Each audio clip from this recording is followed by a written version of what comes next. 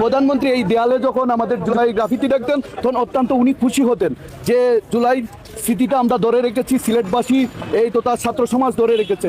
এরা এরা কোন দৃষ্টি থেকে আমাদের এই সুন্দর গ্রাফিতিগুলা নষ্ট করে দিল রং করার নামে, সেটা আমি পরবর্তীতেও তাদের সাথে যখন যোগাযোগ করি বলি যে এখানে এভাবে ঠিক করা হয়নি, যে আমাদের গ্রাফিতিগুলো বারবার কেন এভাবে নষ্ট করে দেওয়া হচ্ছে।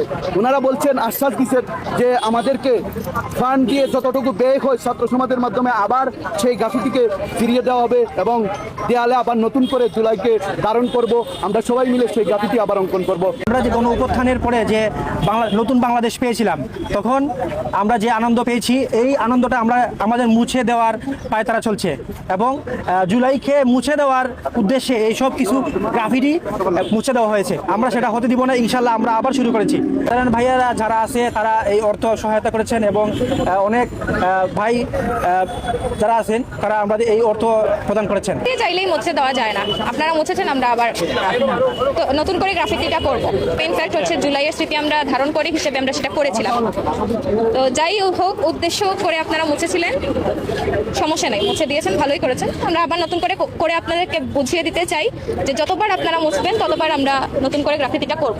আমরা যখন গতকালকে এই জিনিসটা দেখেছি যে পুরোটা একদম সিলার দিয়ে সাদা করে দেওয়া হয়েছে, আমাদের প্রত্যেকের হৃদয়ে রক্তকরণ হয়েছিল। এ কারণেই যে জুলাই জিনিসটা কারো রাজনীতির বিষয় না।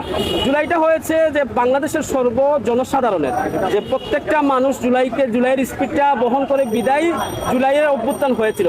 সেই জিনিসটা আবার আমরা সিলেটের মাধ্যমে পুরো বাংলাদেশে ছড়িয়ে দিতে চাই যে জুলাই সিলেটে আছে, বাংলাদেশে আছে, বাংলাদেশের প্রতিটা মানুষের অন্তরের মধ্যে আছে। সো এই কর্মসূচি বা এই আর্ট ক্যাম্প যেটা হচ্ছে সেটা হচ্ছে জুলাইকে মানুষের সামনে আবার নতুন করে উজ্জীবিত করা। যারা গ্রাফিতিগুলো আমাদের অলরেডি মুছে ফেলছিল, ওদের জন্য আমরা সর্বোচ্চ সরকারের কাছে আমরা আবেদন করবো যে এদেরকে চিহ্নিত করে উত্তম সাজা দেওয়ার জন্য, কারণ এরকম যাতে করে এরকম আর দ্বিতীয়বার তারা করতে পারে না। বিশেষ করে পূর্ণভূমি সিলেটের মধ্যে এরকম কাজ কখনো হতে পারে না। কত বড় শক্তি হোক না কেন, আমরা তাকে অতি দ্রুত সময়ের ভিতরে রুখে দেবো ইনশাল্লাহ।